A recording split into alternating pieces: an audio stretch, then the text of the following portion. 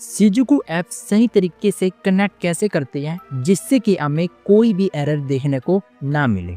अक्सर हम जब सीजुकू ऐप कनेक्ट करते हैं तो हमारे सामने अलग अलग तरीके के एरर आ जाते हैं, जैसे कि पेयरिंग कोड का ऑप्शन ना आना, एक्स्ट्रा सिक्योरिटी एरर आ जाना और भी अलग अलग एरर आ जाती है। तो ऐसे में आप सही तरीके से सीजुकू ऐप कैसे कनेक्ट कर सकती हैं जिससे कि आपको कोई भी एरर देखने को ना मिले। तो चलिए आइए देख लेते हैं। ओके, तो यहाँ पे सीजुकू ऐप इंस्टॉल हो चुका है, तो चलिए इसे हम यहाँ पे ओपन कर लेते हैं।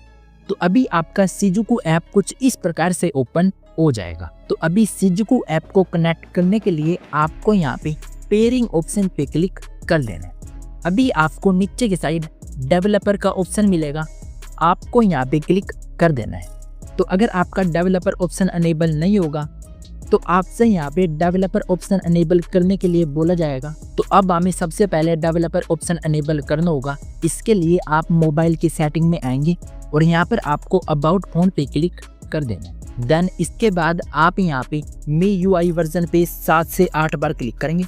आपके मोबाइल में OS वर्जन या फिर बिल्ड नंबर हो सकता है, तो बस आप वहाँ पे 7 से 8 बार क्लिक कर लीजिएगा तो आपका डेवलपर ऑप्शन अनेबल हो जाएगा। ठीक है, इतना होने के बाद आप दोबारा से सीजुकू ऐप में आएंगे और अब आपको यहाँ पे डेवलपर ऑप्शन पे क्लिक कर देना है।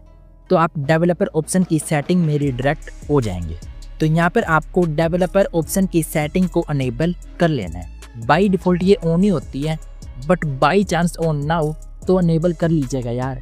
इसके बाद आप यहाँ पे नीचे की साइड आएंगे तो अब जितनी भी सेटिंग हमें यहाँ पे करनी है वो सब आपको यहाँ पे डिबगिंग सेटिंग के अंदर करनी होगी। ठीक है, तो फर्स्ट सेटिंग है USB डिबगिंग।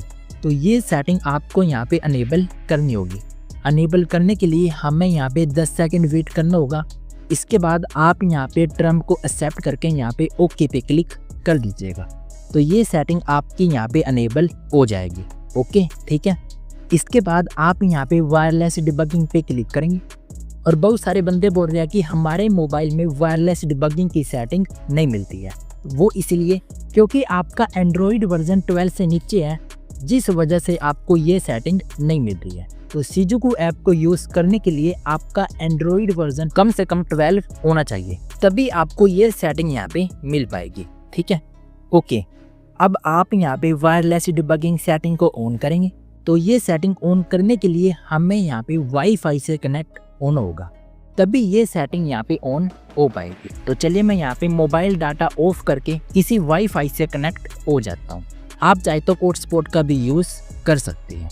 ओके, तो मैं यहाँ पे वाईफाई से कनेक्ट हो चुका हूँ।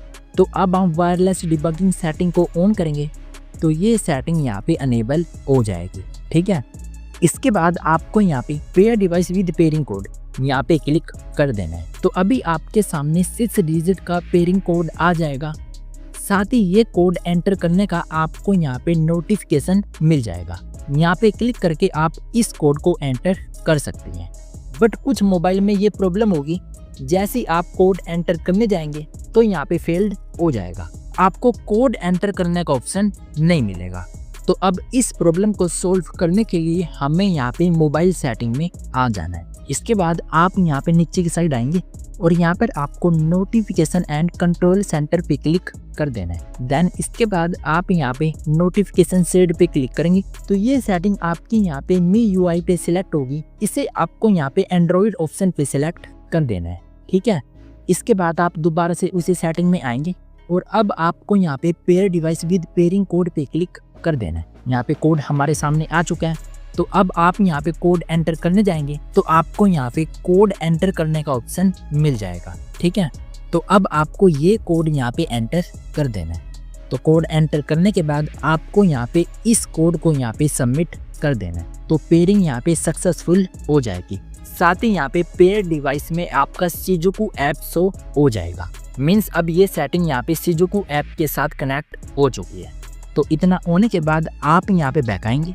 ओके, तो अब सीजुकू ऐप में आने के बाद आपको यहाँ पे स्टार्ट पे क्लिक कर देना है। तो अब आपका डायरेक्ट सीजुकू ऐप कनेक्ट हो जाएगा।